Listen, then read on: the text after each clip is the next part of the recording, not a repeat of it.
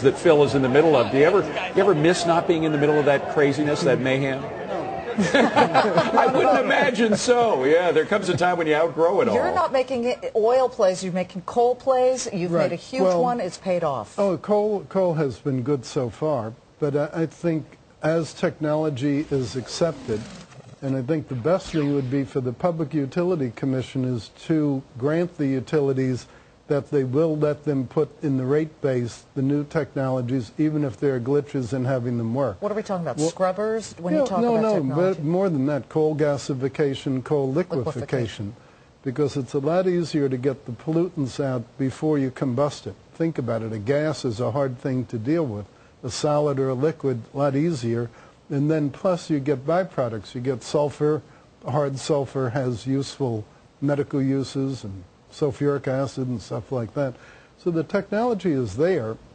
It's just the economic conditions and the will to do it haven't been there. So I hope that's one of the outcomes of this. But I think the most remarkable thing about the oil, remember last time we had this when it was the Arab oil crisis, $70. There were lines at gas stations. I have yet to find any place in this whole country where there's a line. So this is not supply and demand. Of course, we had price controls back then, which we don't have now, and that had a lot to do with the lines, didn't it? Well, it may be, but the fact is there aren't lines now. Right. So how do you explain $120-some-odd oil? So how do you? Is it speculators? I think it's two things. I think it's become an asset class for long-term investors. There are big institutions now taking long-term positions in commodities, and while that doesn't directly affect the spot price, you start putting futures prices up and so you will have a backup effect. The second thing have been the hedge funds and the general speculation. So I think oil has become partly a psychological commodity, much like gold, not just a physical commodity. Of course, hearkening back to the 70s, wasn't it the same back then? People were talking peak oil back in the late 70s and early 80s, and yet suddenly when the price got high enough, we found a lot more oil. Might the same happen now? Well, find more, or the alternatives become more feasible. Many of these alternative forms of energy are not economical if oil is $60 a barrel, but they're surely economical. And the more we switch to them, the more oil there would be in the world supply. Exactly. Coal liquefaction. David Neeleman, the founder of JetBlue and also now founding Azul Airlines in Brazil, has been very forceful about this. He's right. 2-3 years ago. He's right. He's absolutely right. It's weird. We're supposed to have an energy policy, but on ethanol coming in from Brazil, which is a very low-cost producer, we put a 51-cent a gallon tariff.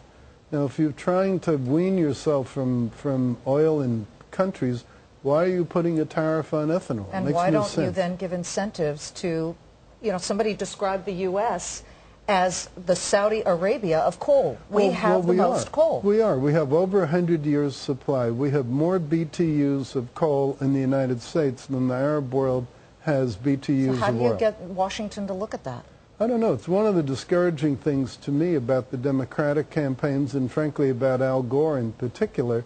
They're sort of anti-coal rather than trying to say this is a domestic resource, this is an essential resource, it does provide half the electricity in the whole country.